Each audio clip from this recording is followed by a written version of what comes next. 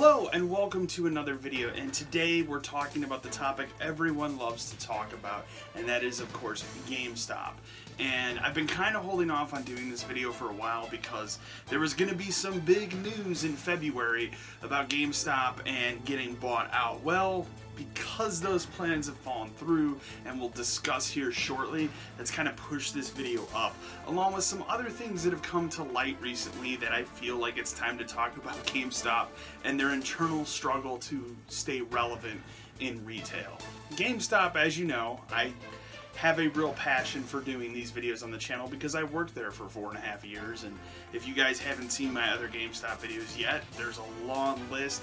I'm actually going to create a playlist today that will be up as well. You can kind of watch them in chronological order and kind of go through my, war stories of working there. I worked there for about 4.5 years, and so I have kind of a somewhat vendetta against GameStop and just their shitty practices and how they treat customers, how they treat their employees more importantly.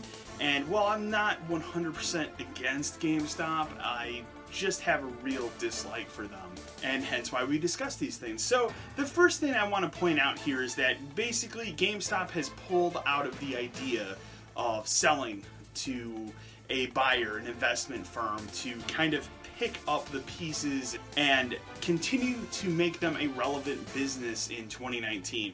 They pulled out of it because no one was interested in giving them the value that they want, which I find incredibly ironic considering how often they have just such low trade values. So in the end, they're not worth that much, and they're put down about it. So they of course pulled out, and they're going to do things their own way.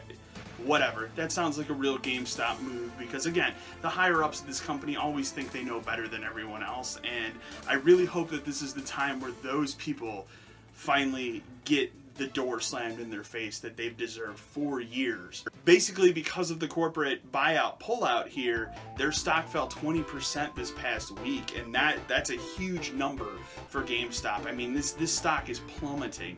This is a stock that used to be in the $50 to $60 range that's now down to $11 at the time of this recording. That's a huge drop, and it just shows how much the company is struggling. The other thing that people will notice when you walk into a GameStop, I've been into one recently a few times in the past month for various reasons, and again, it's identity crisis. When you walk into GameStop today, it isn't what it was 4 or 5 years ago. Now when you walk in there, there's collectibles everywhere.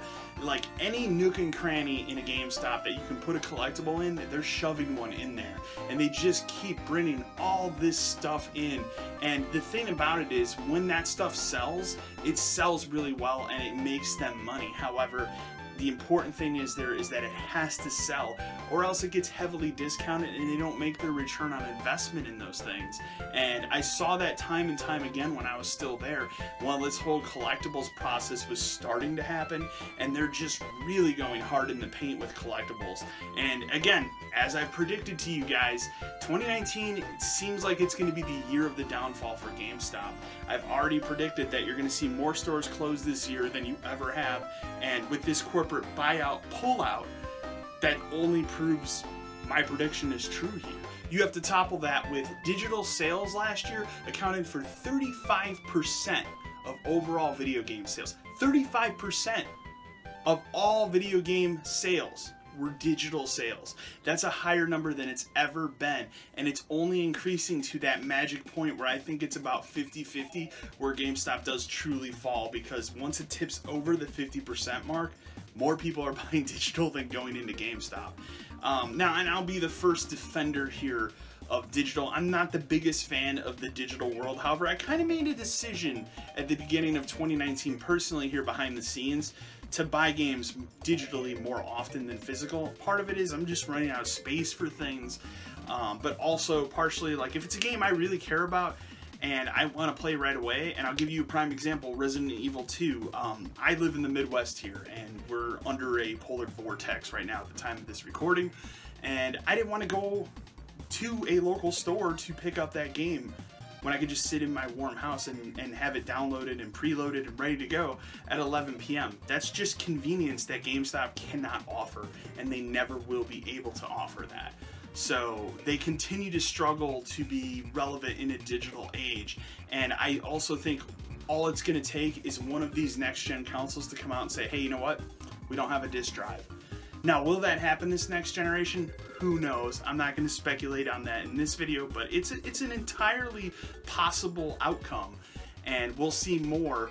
I don't think new systems are going to be announced officially until 2020, but I could be wrong. I mean, let's talk about some of their other shitty practices. As I mentioned before, this past week, I live in the Midwest here, and there's been a polar vortex. You know, the past 2 days we've been under, I think one day it got to almost -30. It might have gotten above that. And it's horrible. I didn't leave my house pretty much for 2 days.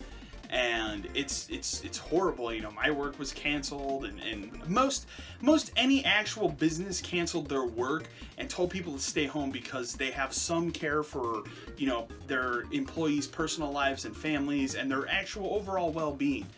GameStop's not one of those companies. Nope, GameStop was sure open both of these 2 days. And you have to ask yourself, who was going out any of these days to buy games? But that's not a question I should even ask, because when I worked during the last polar vortex we had a couple years ago, you'd be amazed at the people that would not only brave the cold themselves to come in and buy stuff, they'd bring their kids. And so I'm sure it was a day of a lot of GameStop employees being really pissed off that they were at work, but also pissed off at the people that are coming in and bringing their children in just to buy games or Fortnite Cash or whatever the kids are into these days when they shop at GameStop. The other big thing that I want to talk about, and this is something I actually saw on the GameStop subreddit, and I kind of want to bring it to light here, and I also kind of want to shed some light on it because I hope that someone higher up in GameStop maybe sees this video and realizes how shitty this practice is. And if this word can get out and, you know, get to a higher up, maybe I've helped somebody. And that's all I want to do when it comes to helping the employees of this really terrible company. And that is prestige status. I don't know if you guys understand or know what prestige status is. This was something that was kind of being introduced as I was leaving the company in 2017, but apparently it's only snowballed even more. And basically what it is you as a store have to maintain certain numbers to achieve prestige status.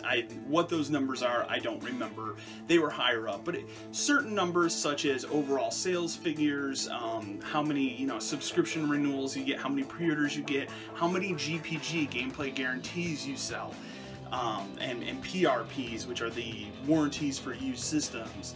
And maintaining a certain amount of those numbers, like a certain threshold or higher, for a 6-month period gets you into what's called prestige status. And what prestige status does is you are a store that gets first dibs on higher priced collectibles and other things that will happen. You know, like I believe one of the things too is like the district manager would help out midnights at your store more than another store.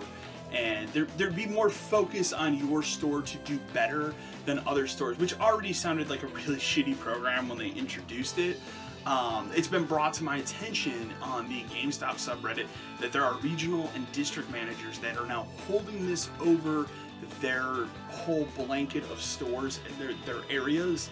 They're holding over their heads saying it's mandatory now. This isn't a mandatory thing. It was never introduced as a mandatory thing, and I cannot sit here and believe that anyone higher than a regional manager is sitting there saying you have to do this. However, because those people are under pressure constantly, I mean, I couldn't even imagine being a GameStop regional or district manager in today's market share, because you're just probably getting slammed every day with phone calls of do better, do better, do better, your job's on the line. And so basically they're making it mandatory for the stores under them, and this isn't a thing. This is totally not acceptable, it's not fair, it's not right, and it's something that needs to be brought up to higher up people. Now then you have to ask the question, do these higher up people even care? Will anything ever happen? I don't know. I've never seen a lot of care from higher up people in that company.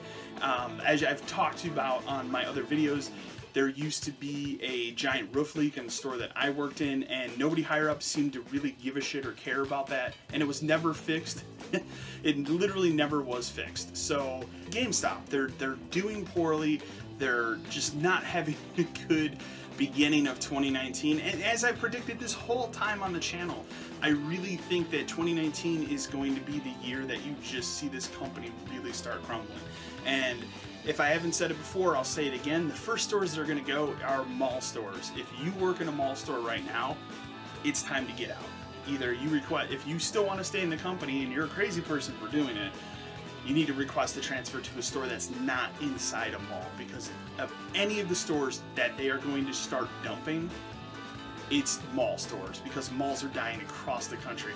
I'm amazed, as someone who watches a lot of dead mall videos on YouTube, how many times I see these people go into malls and there are GameStops that are open and they're just dead.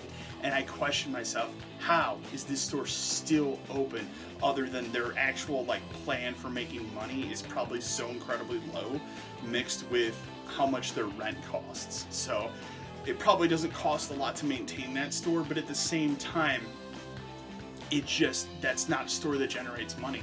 And GameStop is going to start cutting the fat, so to speak, with stores that just don't produce income. And these are the stores that are going to go first. So the company also, in an attempt to kind of offset their massive debt right now, they sold Spring Mobile. They got a pretty sizable cash amount for that they haven't said what they're doing with that money yet, other than paying off some of their debt. And now I have to remind you, this is a company that 4 or 5 years ago, I was constantly reminded by my terrible district manager how happy he was that he worked for a company that was debt-free. This is a company that just made too many bad decisions too quickly, and it's really showing, and it's only going to continue. I don't think there is a GameStop in 2020. I fully believe that, and I've seen people on the GameStop subreddit, you know, there's still the people that work at this company that fully believe, oh, we have a couple years left. You have like one. The time is now. Get out. Get another job. There's so many jobs on the other side of the fence that you can get. It's literally absurd. And I know, because I was one of you that sat behind the counter for a long time saying, man, I don't know what I can do. I don't know where I can go with the economy being the way it is, and I was able to do it. I'm standing here as the story of someone who got out and got a better job. So you can do it too. Anyways, guys, hope you enjoyed this GameStop video. Remember to like, share, and subscribe to the channel. And as always, until next time.